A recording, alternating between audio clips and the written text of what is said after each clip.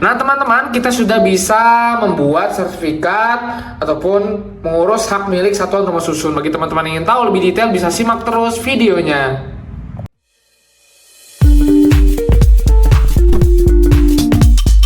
Video ini dipersembahkan oleh Radar Edukasi, berbagi wawasan menambah pengetahuan.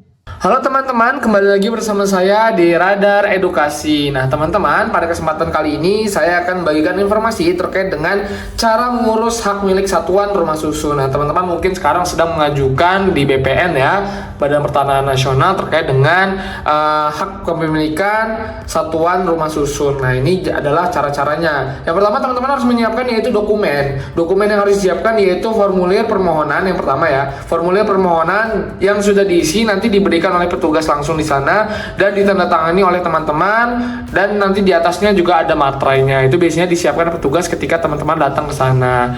Nah, kedua adalah surat kuasa apabila tanah itu dikuasakan. Nanti teman-teman harus menyertakan surat kuasa. Nah, contoh surat kuasanya itu seperti ini. Di sini ada keterangan terkait dengan jumlah dan juga luas dan lain-lain. Nah, ini adalah contoh surat kuasa. Kemudian yang ketiga adalah teman-teman harus membawa yaitu fotokopi identitas terkait dengan KTP dan juga KK. Nah, kalau misalkan itu suratnya dikuasakan, berarti identitas dari penguasa yang dikuasakan itu. Kemudian yang keempat adalah teman-teman harus membawa sertifikat hak atas tanah yang merupakan tanah bersama yang asli ya teman-teman, yang dari BPN atas kepemilikan tanah itu. Kemudian teman-teman juga harus membawa yang namanya advice planning. Advice planning adalah formulir ataupun lembar terkait dengan keterangan rencana kota. Nih contohnya seperti ini ya teman-teman. Ini harus dibawa terkait dengan advice planning. Kemudian teman-teman juga harus membawa yaitu proposal pembangunan rumah susun terkait dengan mau dijadiin apa sih rumah susun itu. Nah seperti itu ya teman-teman. Nah untuk prosedurnya yaitu setelah teman-teman menyiapkan dokumen-dokumen tadi, teman-teman bisa melakukan pengajuan ke BPN langsung. Nanti di sana tadi seperti saya bilang akan diberikan formulir terkait dengan pengajuan. Nah itu. Yang kedua, nanti teman-teman akan diperiksa oleh BPN terkait dengan kelengkapan dan juga keabsahan dokumen yang teman-teman lampirkan. Nanti kalau misalkan ada kekurangan, nanti teman-teman akan langsung diminta untuk melengkapi.